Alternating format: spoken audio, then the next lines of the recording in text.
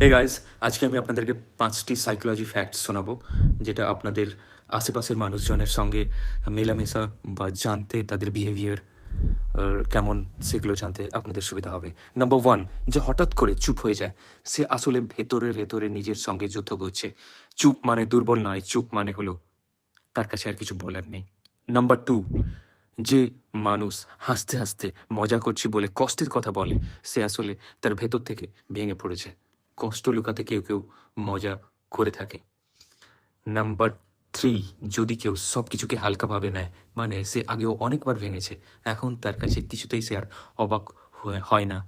Number 4, সবাইকে সাহায্য করতে চাওয়া মানুষগুলোকে সবচেয়ে বেশি অবহেলিত হতে হয়, কারণ সবাই ধরে নেয় ও তো সামলে নেবে। নাম্বার 5, যে মানুষ নিজেকে দূরে সরিয়ে নেয়, সে আর অন্য কারোর থেকে কষ্ট পেতে চায় না। এই দূরত্ব আসল তার আত্মরক্ষা। ওকে, গুড বাই।